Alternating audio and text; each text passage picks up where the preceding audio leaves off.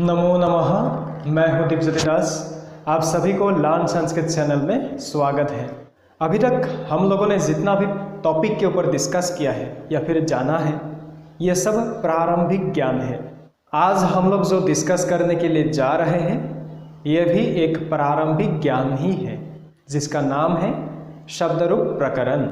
लेकिन शब्दरूप प्रकरण प्रारंभिक ज्ञान के साथ साथ संस्कृत व्याकरण में अधिक महत्वपूर्ण अंग है। इसका मतलब यही हुआ, शब्दरूप प्रकरण संस्कृत व्याकरण में एक अहम भूमिका निभाता है, जिसके बिना हम लोग कोई भी वाक्य संस्कृत में निर्माण नहीं कर पाएंगे, संस्कृत में अनुवाद नहीं कर पाएंगे, शुद्ध भाव से बोल नहीं पाएंगे, लिख नहीं पाएंगे, इत्यादि इत्यादि। तो आज हम लोग शब्दरूप प्रकरण के बारे में डिस्कस करेंगे। आइए प्रारंभ करते हैं।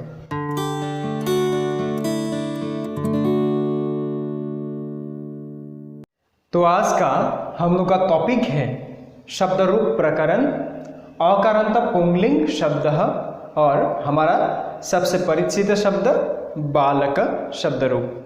तो ये जो आप लोग एक लिस्ट की तरह जो देख रहे हैं, एक चार्ट की तरह, ये है शब्दरूप।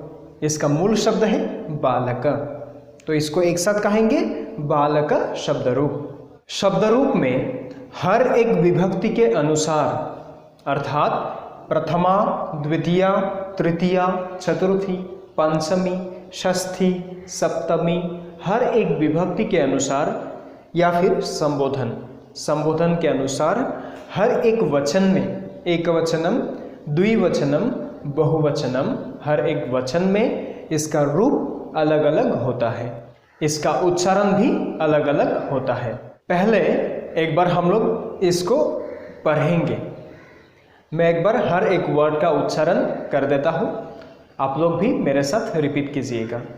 जैसे प्रथमा विभक्ति में एकवचनम बालकः, द्विवचनम बालकौ, बहुवचनम बालकाः। द्वितीय विभक्ति में एकवचनम बालकम, द्विवचनम बालकौ, बहुवचनम बालकान्। तृतीय विभक्ति में एकवचनम बालकेन, द्विवचनम बालकाभ्यम, बहुवचनम बालकैः। चतुर्थी विभक्ति में एकवचनम बालकाय, द्विवचनम बालकाभ्यम, बहुवचनम बालकेभ्यः। पंचमी विभक्ति में एकवचनम बालकात्, द्विवचनम बालकाभ्यम, बहुवचनम बालकेभ्यः। षष्ठी विभक्ति में एकवचनम बालकस्य, द्विवचनम बालकयोः, बहुवचनम बालकानाम्। सप्तमी विभक्ति में एकवचनम बालके, द्विवचनम बालकयोः, बहुवचनम बालकेषु। ठीक इसी तरह संबोधन में एकवचनम हे बालक, द्विवचनम हे बालकौ, बहुवचनम हे बालकाः। लास्ट लाइन में यानी संबोधन में जो आप लोग देख रहे हैं हे, तो ये है संबोधन का सिंबल यानी चिन्ह। जैसे हे, अरे, हो, इन तीनों में से कोई भी एक हम लोग प्रयोग कर सकते हैं। इसमें हे प्रयोग किया गया है और साथ ही शब्द का लास्ट में एक सिंबल दिया हुआ है, एक्सक्लामेटरी सिंबल। ये भी संबोधन में प्रयोग होता है। अगर इसमें देखा जाए तो प्रथमा विभक्ति और संबोधन थोड़ा सेम होता है। संबोधन का सिंबल को छोड़कर बाकी जो शब्द यहाँ पर आप लोग देख रहे हैं, ये सेम होता है। जैसे बालकः, बालक, बालकौ, बालकौ, बालकाः, बालकाः। इसमें द्विवचनम और बहुवचनम सेम होता है, बालकौ, बालकौ, बालकाः, बालकाः। लेकिन एक वचन में थोड़ा चेंज होता है। जैसे इसमें विसर्ग है बालकः, इसमें विसर्ग नहीं है, हे बालक, सिर्फ विसर्ग का इसमें चेंज है। तो इसी तरह हर एक लिंग में, हर एक शब्द में प्रथमा विभक्ति के साथ संबोधन सेम होता है, सिर्फ एक वचन में थोड़ा चेंजेस होता है, बाकी द्विवचनम और बहुवचनम सेम रहता है। लेकिन संबोधन का जो सिंबल है वो हमें देना पड़ेगा। जैसे हे एक्सक्लामेटरी सिंबल, हे एक्सक्लामेटरी सिंबल, हे एक्सक्लामेटरी सिंबल। बाकी मिडिल का जो वर्ड है इसमें प्रथमा विभक्ति के जैसा होगा, सिर्फ एकवचन में थोड़ा चेंज होगा, द्विवचनम और बहुवचनम सेम रहेगा। फिर से इसका उच्चारण करते हैं, आप लोग भी मेरे साथ रिपीट कीजिए। बालकः, बालकौ, बालकाः, बालकं, बालकौ, बालकान्, बालकेन, बालकाभ्यं, बालकैः, बालकाय, बालकाभ्यं, बालकेभ्यः, बालकात्, बालकाभ्यं, बालकेभ्यः, बालकस्य, बालकयोः, बालकानां, बालके, बालकयोः, बालकेषु। हे बालक, हे बालकौ, हे बालकाः। अभी हम लोग डिस्कस करेंगे इसका मीनिंग के बारे में। हर एक विभक्ति में, हर एक वचन में इसका मीनिंग क्या होता है। मैंने ऑलरेडी हर एक विभक्ति के ऊपर प्रथमा, द्वितीया, तृतीया, चतुर्थी, पंचमी, षष्ठी, सप्तमी, हर एक विभक्ति के ऊपर इंडिविजुअली वीडियो बनाया है। अगर आप लोगों ने अभी तक नहीं देखा है तो मेरा चैनल में जाकर जरूर देख लीजिएगा, ताकि आप लोगों को समझने के लिए इजी हो जाएगा। जैसे प्रथमा विभक्ति का मीनिंग होता है ने, जैसे बालक ने, बालक ने पढ़ा, बालकः अपठत्, बालक ने लिखा, बालकः अलिखत्। ठीक इसी तरह द्विवचनम में बालकौ अलिखताम, दो लड़के ने लिखा, बालकौ अपठताम, दो लड़के ने पढ़ा। ठीक इसी तरह बहुवचनम में बालकाः अलिखन्, बहुत सारा लड़का ने लिखा, बालकाः अपठन्, बहुत सारा लड़के ने पढ़ा। तो इसमें हर एक वचन में इसका शब्द रूप तो चेंज हुआ ही है, साथ ही धातु रूप भी चेंज हुआ है। जैसे अपठत्, अपठताम, अपठन्, अलिखत, अलिखताम, अलिखन्। तो क्या होता है, हर एक वचन में धातु रूप भी चेंज होता है। धातु यानी क्रिया, एक्टिविटी। धातुओं के बारे में ये जब शब्द रूप खत्म हो जाएगा उसके बाद धातुओं के बारे में डिस्कस करेंगे। प्रथमा विभक्ति में हम लोग ऐसा भी प्रयोग कर सकते हैं, जैसे बालकः विद्यालयं गच्छति, लड़का स्कूल जाता है। बालकौ विद्यालयं गच्छतः, दो लड़का स्कूल जाता है। बालकाः विद्यालयं गच्छन्ति, बहुत सारे लड़के स्कूल जाते हैं। नेक्स्ट, द्वितीय विभक्ति का मीनिंग है को, जैसे उसको, इसको, बालक को। उदाहरण पढ़ेंगे, बालकम आह्वयतु, बालक को बुलाओ, बालको आह्वयतु, दो लड़का को बुलाओ। बालकान आह्वयतु, बहुत सारे लड़के को बुलाओ। इसमें सब में आह्वयतु, आह्वयतु, आह्वयतु हुआ है, उसमें चेंज नहीं हुआ है, क्योंकि लड़के को बुलाने के लिए हम लोगों ने जिसको ऑर्डर दिया है वो सिर्फ एक ही व्यक्ति है, इसीलिए वो एक वचन में ही प्रयोग हुआ है। ठीक इसी तरह और भी उदाहरण हम लोग ले सकते हैं, जैसे बालकम पश्यतु, एक लड़का को देखो। बालको पश्यतु, दो लड़के को देखो। बालकान पश्यतु, बहुत सारे लड़के को देखो। तृतीय विभक्ति का मीनिंग है से या फिर के द्वारा। जैसे बालकेन, बालक के द्वारा, या फिर लड़का से। बालकाभ्याम, दो लड़के से। बालकैः, बहुत सारा लड़के से।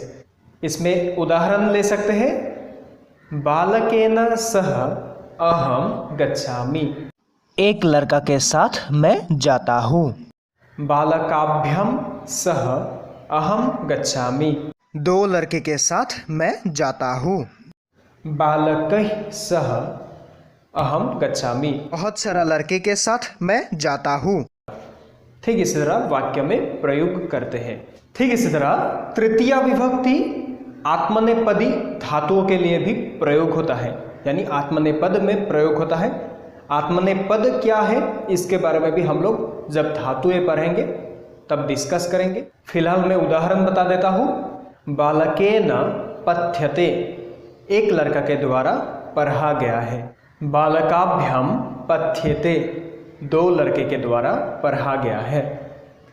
बालकैः पठ्यन्ते, अनेक सारा लड़के के द्वारा पढ़ा गया है। हम लोग कोई भी सेंटेंस दो तरीके से बोल सकते हैं, जैसे मैं पढ़ता हूँ और मेरे द्वारा पढ़ा गया है।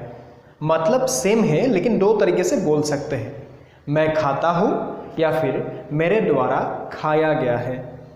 मैं लिखता हूँ या फिर मेरे द्वारा लिखा गया है। चतुर्थी विभक्ति का मीनिंग है के लिए, जैसे बालकाय पुस्तकम ददातु, एक लड़का के लिए बुक दे दो। बालकाभ्याम पुस्तके ददातु, दो लड़के के लिए दो बुक दे दो। बालकेभ्यः पुस्तकानि ददातु, अनेक लड़के के लिए अनेक बुक दे दो। तो इसमें चतुर्थी विभक्ति में ज़्यादातर देने के लिए, टू गिव, देने के लिए चतुर्थी विभक्ति का प्रयोग होता है। पंचमी विभक्ति का मीनिंग है से, यानी फ्रॉम, एक जगह से दूसरा जगह सेपरेट हो जाना या फिर एक जगह से दूसरा जगह जाना। जैसे मैं स्कूल से आया हूँ, से, तो इसमें क्या हुआ है? From. I have come from school. तो यहाँ पर प्रयोग होगा बालकात, एक लड़का से। बालकाभ्याम, दो लड़का से। बालकेभ्यः, अनेक लड़के से। इसमें उदाहरण क्या होगा? बालकात मम पुस्तकम स्वीकरोतु, बालक से, एक लड़का से मेरा बुक ले लो। बालकाभ्याम मम पुस्तके स्वीकरोतु, दो लड़के से मेरा दो बुक ले लो। बालकेभ्यः मम पुस्तकानि स्वीकरोतु, अनेक लड़के से मेरा अनेक बुक ले लो। षष्ठी विभक्ति का मीनिंग होता है का, के, की, रा, रे, री। इसमें होगा बालकस्य, बालक का, लड़का का। बालकयोः, दो लड़के का। बालकानां, अनेक लड़के का। इसका उदाहरण होगा बालकस्य गृहम अत्र अस्ति, लड़का का घर यहाँ है। द्विवचन में होगा एते बालकयोः स्तः, ये दो लेखनी दो बालक का है, यानी दो लड़का का है। बहुवचन में होगा एतानि पुस्तकानि, अगर मेरे पास बहुत सारा बुक होगा तो क्या होगा? एतानि पुस्तकानि बालकानां सन्ति, ये सारा बुक उन लड़कों के हैं। सप्तमी विभक्ति का मीनिंग है में या फिर पर, जैसे बालके, लड़का में या फिर लड़का पर। बालकयोः, दो लड़कों में। बालकेषु, अनेक लड़कों में। तो यहाँ पर उदाहरण कैसा होगा? बालके मम विश्वासः अस्ति, एक लड़का में मुझे विश्वास है। बालकयोः उत्तम गुणे स्तः, दो लड़कों में उत्तम गुण है, यानी बहुत अच्छा क्वालिटी। ठीक इसी तरह बहुवचन में बालकेषु मम विश्वासः नास्ति, बहुत सारा लड़कों में मेरा विश्वास नहीं है, या फिर बहुत सारा लड़कों पर मेरा विश्वास नहीं है। उसके बाद संबोधन हम लोग सिर्फ किसी को बुलाने के लिए, किसी के साथ बातचीत करने के लिए, कॉन्वर्सेशन के लिए ज़्यादातर प्रयोग होता है, संबोधित करने के लिए। जैसे हे बालक, अरे बालक। ठीक इस तरह द्विवचन में हे बालको, दो लड़के को संबोधित करने के लिए, और बहुवचन में हे बालकाः, अनेक लड़कों को संबोधित करने के लिए। सिर्फ संबोधित करने के लिए संबोधन का प्रयोग किया जाता है। तो इसका मीनिंग एक बार फिर से पढ़ेंगे। बालकः एक बालक, बालको दो बालक, बालकाः अनेक बालक, या फिर इसमें ने ऐसा भी प्रयोग होगा। एक लड़का ने, दो लड़के ने, अनेक लड़के ने। बालकम एक लड़का को, बालको दो लड़के को, बालकान अनेक लड़के को। बालकेन एक लड़का से या फिर एक लड़का के द्वारा, बालकाभ्यम दो लड़के से, बालकैः अनेक लड़के से। बालकाय एक लड़का के लिए, बालकाभ्यम दो लड़का के लिए, बालकेभ्यः अनेक लड़के के लिए। बालकात् एक लड़का से, बालकाभ्यम दो लड़के से, बालकेभ्यः अनेक लड़के से। षष्ठी विभक्ति बालकस्य एक लड़का का, बालकयोः दो लड़के के, बालकानाम अनेक लड़के के। सप्तमी विभक्ति बालके एक लड़का में, बालकयोः दो लड़के में, बालकेषु अनेक लड़कों में। उसके बाद संबोधन हे बालक, हे बालको, हे बालकाः। ठीक इसी तरह सिर्फ बालक ही नहीं, जितना भी अकारांत पुंलिंग शब्द है इसका रूप ऐसा ही होगा। सपोज जनः, जनः मीन्स लोग, आदमी। जनः जनो जनाः, जनम जनो जनान्, जनेन जनाभ्यम जनैः, जनाय जनाभ्यम जनेभ्यः, जनात् जनाभ्यम जनेभ्यः, जनस्य जनयोः जनानां, जने जनयोः जनेषु। हे जन, हे जनो, हे जनाः। ठीक इसी तरह नृपः, नृप मीन्स राजा। नृपः नृपो नृपः, नृपम नृपो नृपान्, नृपेन नृपाभ्यम नृपैः, नृपाय नृपाभ्यम नृपेभ्यः, नृपात् नृपाभ्यम नृपेभ्यः, नृपस्य नृपयोः नृपाणां, नृपे नृपयोः नृपेषु। हे नृप, हे नृपो, हे नृपाः। ठीक इसी तरह छात्रः, नायकः, शिक्षकः, गजः, सिंहः, जनकः, पीकः, बकः इत्यादि इत्यादि। जितना भी अकारांत पुंलिंग शब्द है उसका रूप ऐसा ही होगा। तो हमें इसको याद करके रखना पड़ेगा। जैसे बालकः बालको बालकाः, बालकम बालको बालकान्, बालकेन बालकाभ्याम बालकैः, बालकाय बालकाभ्याम बालकेभ्यः, बालकात् बालकाभ्याम बालकेभ्यः, बालकस्य बालकयोः बालकानां, बालके बालकयोः बालकेषु। हे बालक, हे बालको, हे बालकाः। तो इसको लर्न करने से हम लोग संस्कृत में वाक्य निर्माण कर सकेंगे, शुद्ध तरीके से संस्कृत बोल पाएंगे, शुद्ध तरीके से संस्कृत लिख पाएंगे, शुद्ध तरीके से समझ भी पाएंगे। तो इसको लर्न करने के लिए कुछ कुछ इजी स्टेप्स है। जैसे आप लोग इसमें देख रहे हैं द्विवचनम में प्रथमा और द्वितीय विभक्ति में सिर्फ एक वर्ड लर्न करने से हो जाएगा, दोनों में सेम है, बालको बालको। ठीक इसी तरह तृतीया चतुर्थी पंचमी विभक्ति का द्विवचनम में सेम होता है, बालकाभ्याम एक वर्ड लर्न करने से तीनों विभक्ति के लिए हो जाएगा। ठीक इसी तरह षष्ठी और सप्तमी विभक्ति में भी एक वर्ड लर्न करने से दो लाइन के लिए हो जाएगा, बालकयोः बालकयोः। ठीक इसी तरह चतुर्थी और पंचमी विभक्ति में भी एक वर्ड लर्न करने से हो जाएगा, बालकेभ्यः बालकेभ्यः। और जैसे मैंने पहले ही बताया प्रथमा विभक्ति और संबोधन सेम होता है, सिर्फ एकवचन में थोड़ा चेंज होता है। एकवचन में यहाँ पर विसर्ग है, इसमें विसर्ग नहीं है। बाकी द्विवचनम और बहुवचनम सेम रहेगा, सिर्फ है और एक्सक्लामेटरी सिंबल लगाना पड़ेगा आगे और पीछे।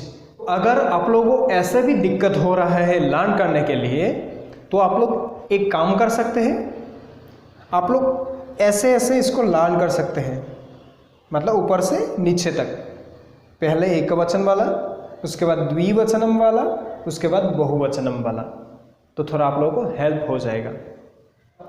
जैसे एकवचनम में बालकः, बालकं, बालकेन, बालकाय, बालकात्, बालकस्य, बालके। हे बालक।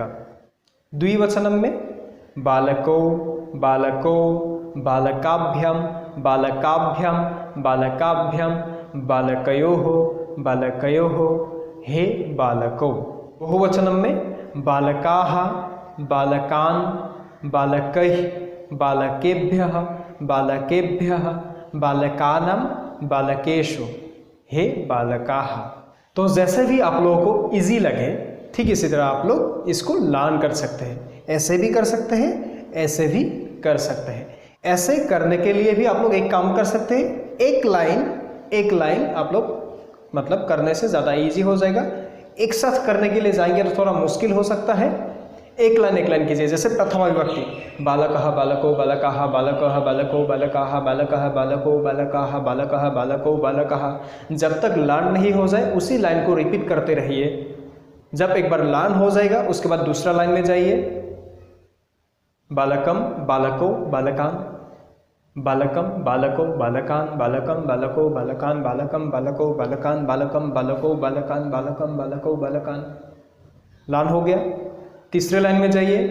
बालकेन, बालकाभ्यां, बालकैः, बालकेन, बालकाभ्यां, बालकैः, बालकेन, बालकाभ्यां, बालकैः, बालकेन, बालकाभ्यां, बालकैः, बालकेन, बालकाभ्यां, बालकैः, बालकेन, बालकाभ्यां, बालकैः, बालकेन, बालकाभ्यां, बालकैः, बालकेन, बालकाभ्यां, बालकैः।